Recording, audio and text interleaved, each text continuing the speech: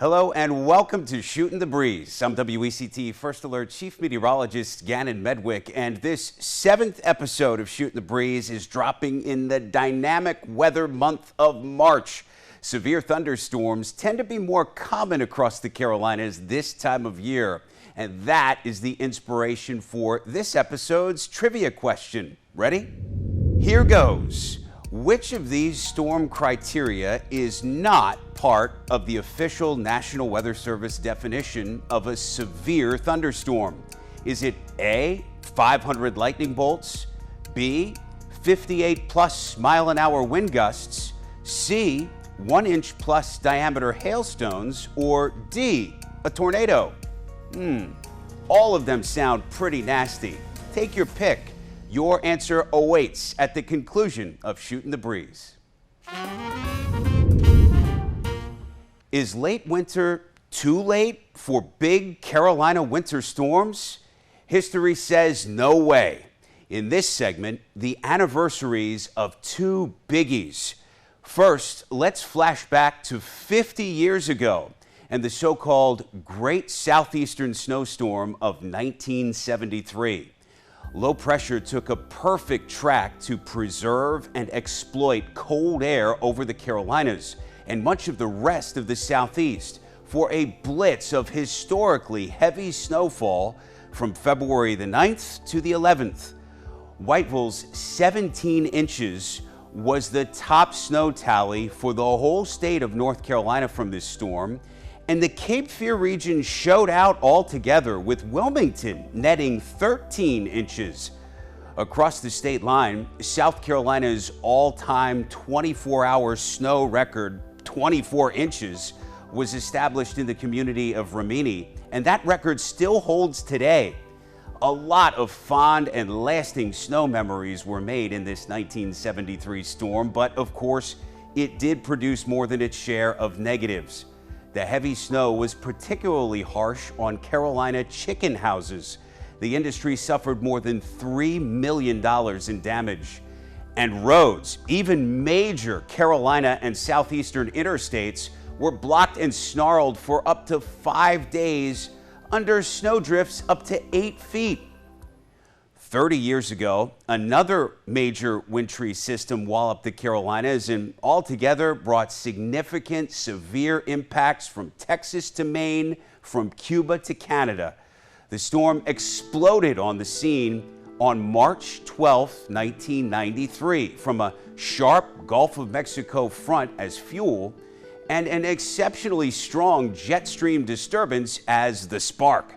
From there, the superstorm of 1993, as it soon came to be remembered, went on a tear throughout the 13th and 14th.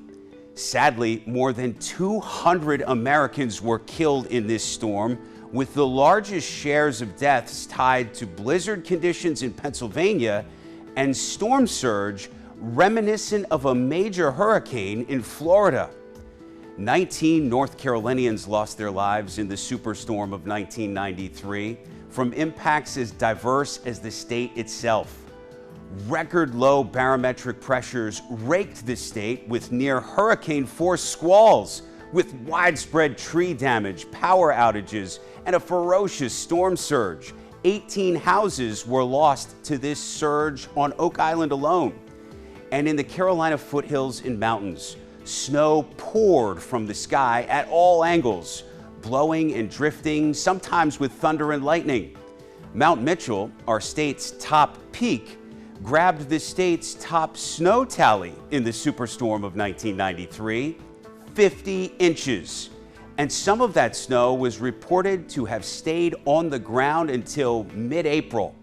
Yes, the Great Southeastern Snowstorm of 1973 and the superstorm of 1993 remind us here in 2023 that even very late in winter, winter storms can land some strong punches in the Carolinas.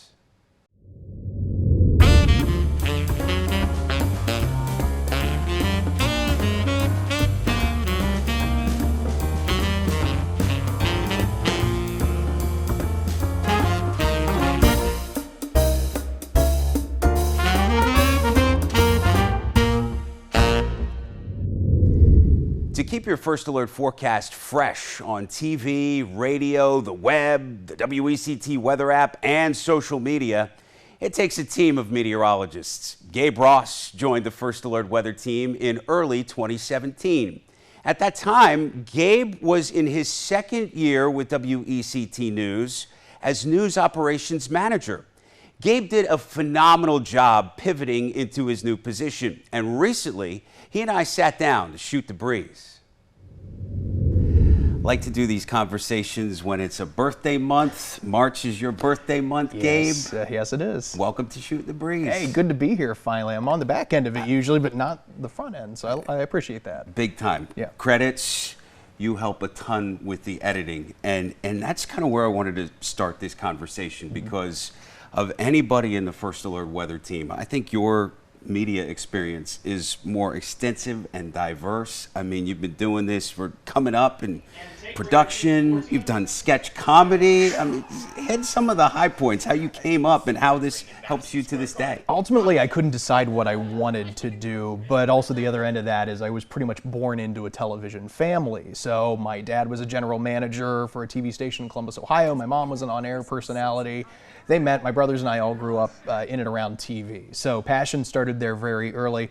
Dad also instilled in me an understanding of how the industry works. So my very first job was working behind the scenes in master control. So understanding how programs are fed, how they're distributed to, in this case, our audience. And it's changed over the years, of course. And it wasn't until about junior year of college that I dated a meteorology major. And I thought, wow, you know, this passion I've always had for weather, you know, maybe I could actually make a career out of. So it started there. That was actually March 17th, 2009 was my first weathercast. So I've been going on strong since the late 2000s, which is kind of weird to say out loud, but I haven't looked back. It's been a joy ever since. For sure, and it's a joy having you on the team. So you have the TV chops for sure. That goes back to practically when you were in diapers. And you mentioned there's the weather angle, the interest, the passion. Name one or two defining weather moments for you coming up, or perhaps since your career has taken off here. Sure. I think like a lot of folks, you know, when you're a kid growing up, you don't quite understand severe weather. Sometimes you hear these tornado sirens, and it can be scary. I was exactly that way when I was in second grade. We had a string of severe weather days in the middle of summer. I believe it was 1996 in East Central Ohio, and didn't quite understand it, but I was always from that point very glued to what the weather forecast would be. Fast forward to my later years in school, middle school, high school, understanding a little bit more about how weather systems form, and kind of conquering that knowledge conquered my fear of those said storms. So that kind of created the passion in that.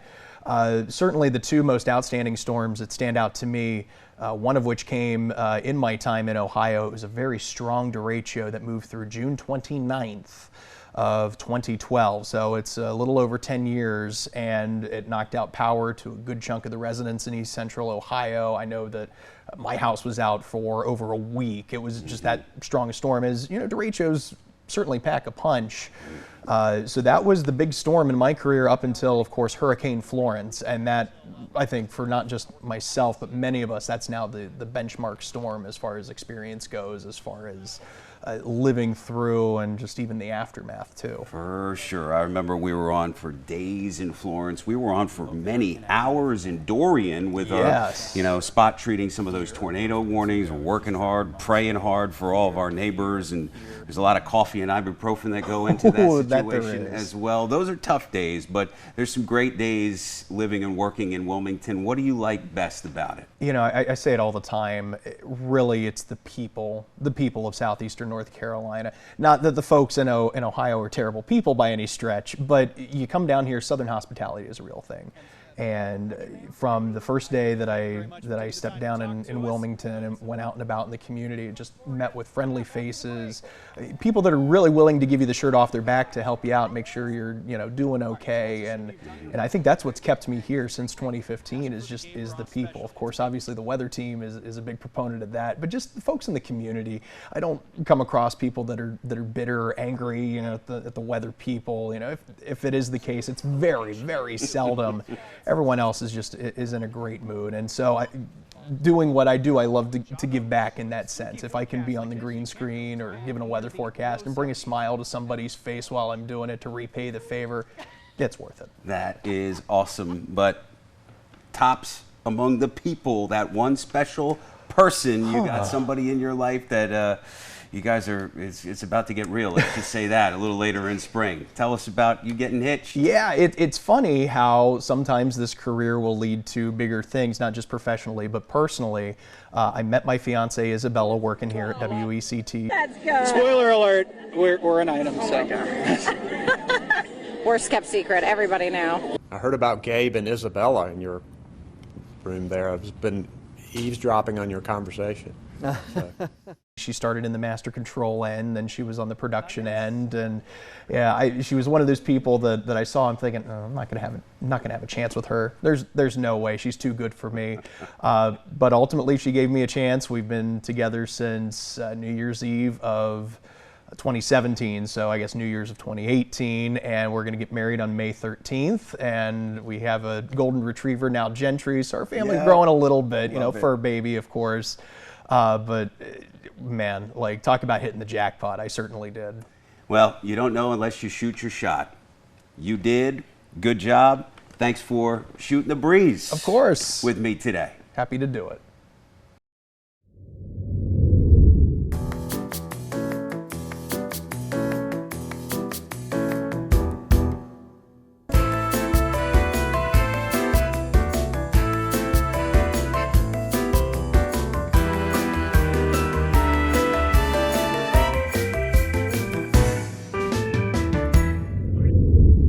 It's trivia answer time now. Which of these does not satisfy the National Weather Service criteria for a severe thunderstorm? They're all pretty nasty items, but the National Weather Service is not in the business of counting individual lightning strikes. Lightning is a dangerous phenomenon common to all thunderstorms by definition. So if you said A, you'd be correct. One day, you may find the National Weather Service pinged your phone through your WECT weather app with a severe thunderstorm warning if it has detected a thunderstorm with damaging winds and/or large hail, or a tornado warning if the severe storm in question is showing sufficient rotation on radar, or a storm spotter or other emergency official actually sights a twister. All thunderstorms are dangerous. Severe thunderstorms take the danger to new dimensions. That's why it's important to set your WECT weather app to follow your location for alerts all storm season long. That's it for this 7th episode of Shootin' the Breeze. I hope you enjoyed, and I hope you connect with me on these platforms if you have a question about a topic you saw here on Shootin' the Breeze. If you have a suggestion for a Cape Fear or Carolina weather item you'd like to see covered in the future, or if you just want to say hello and what's the good word. Hope I'll see you for the next episode of Shootin' the Breeze, and take care.